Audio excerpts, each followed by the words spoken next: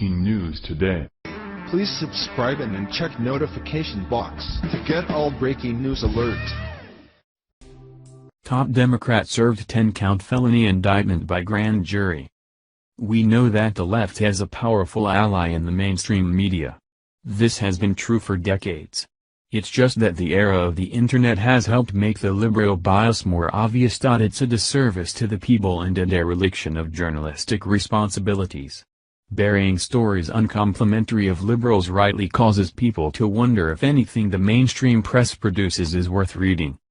For example, try to find a piece covering the story of a former Alabama Secretary of State who has faces charges of corruption related to her failed 2006 re-election campaign.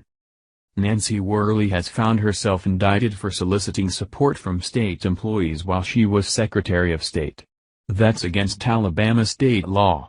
Apparently, this is not important news to the mainstream press. Here's a little story from earlier this month that the mainstream media completely skipped over. Nancy Worley, former Secretary of State and the current chairwoman of the Alabama Democratic Party, turned herself in at the Montgomery County Jail following indictment by a grand jury on felony and misdemeanor charges related to her unsuccessful 2006 re-election campaign. Here are the details of where this prominent Alabama Democratic official went astray.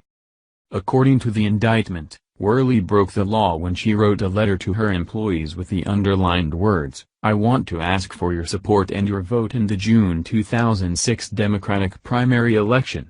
She followed up the solicitation by saying, "If you choose to support another candidate, you have every right to make that decision without any problems from me."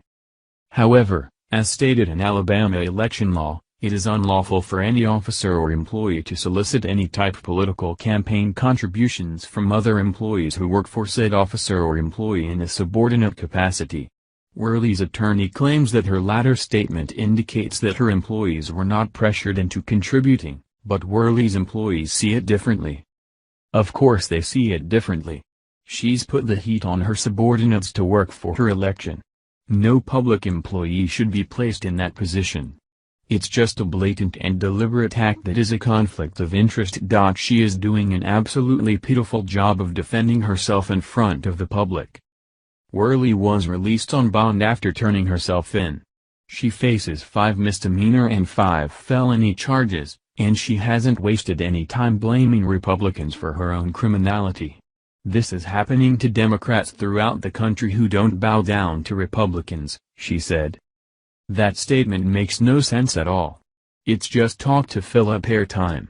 She would have us believe that Republicans are forcing Democrats to commit misdemeanors and felonies. How? Because Republicans are likely to win the elections, meaning the Democrats are being forced to cheat in order to have a chance? When it came time for her to run for re-election, she probably realized her chances were slim. So, she decided to pull out all the stops including committing election fraud. Maybe the liberal mainstream press didn't cover this story because they were too embarrassed that this woman is one of their own. Whatever the case, the people of Alabama are much better off with her out of the picture.